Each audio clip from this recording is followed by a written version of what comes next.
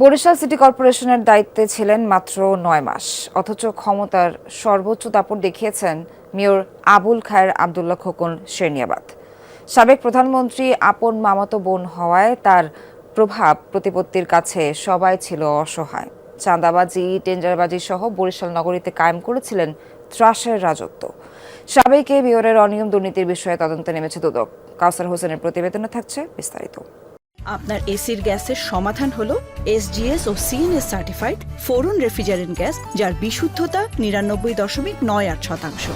ফোরন, শান্তি যেখানে, নিঃশ্বাসে। সীমাহীন নির্বাচনী জালিয়াতির মধ্য দিয়ে বরিশাল সিটি কর্পোরেশনের মেয়রের চেয়ারে বসেন শেখ হাসিনার ফুফাতো ভাই আবুল খায়ের আবদুল্লাহ খোকন শেরনিয়াবাত। ভোটের ফলাফল আগেই নির্ধারণ করে রেখেছিলেন। সরকারি সকল সংস্থাগুলো EVM এর সর্বোচ্চ নগ্ন ব্যবহার করে নির্বাচনী ফলাফল পাল্টে দিয়েছে। মেয়র হওয়ার পরেই চাঁদাবাজি, টেন্ডারবাজি সহ বিভিন্ন দুর্নীতিতে জড়িয়ে পড়েন খোকন শেরনিয়াবাত ও তার পরিবার। ছেলে আবিদুর রহমানকে নিয়োগ দেন সিটি কর্পোরেশনের উপদেষ্টা হিসেবে। হাট, বাজার, ঘাট, বাসস্ট্যান্ড থেকে প্রতিদিন তুলতেন লাখ লাখ টাকা চাঁদা।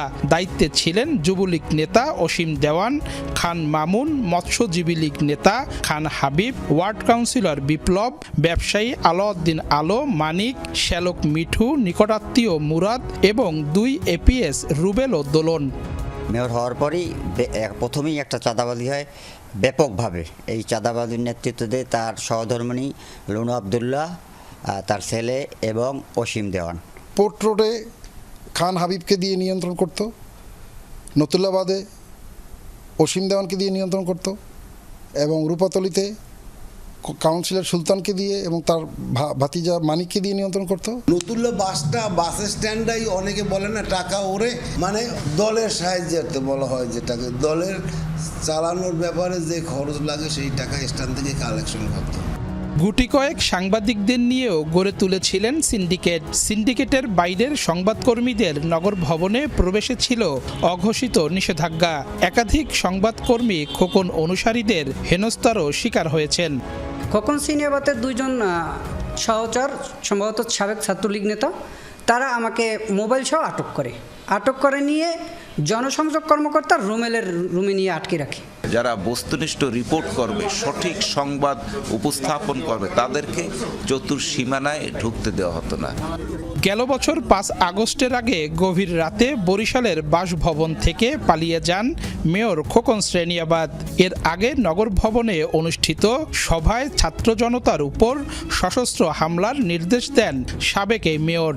ক্যাডারদেরকে লেলিয়ে দিছে।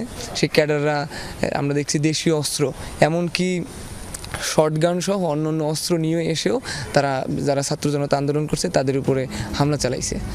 সিটি কর্পোরেশনের বরখাস্তকৃত মেয়র আবুল খায়ের আবদুল্লাহর নানা অনিয়ম দুর্নীতি তদন্তে মাঠে নেমেছে দুদক।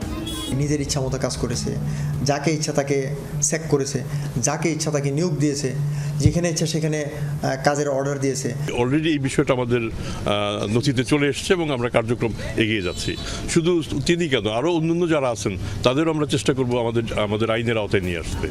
গুঞ্জন আছে গেল বছরের শেষ দিকে নিরাপদে দেশ ছেড়েছেন আবুল খায়ের আবদুল্লাহ। কাউসার হোসেন, যমুনা নিউজ, বরিশাল।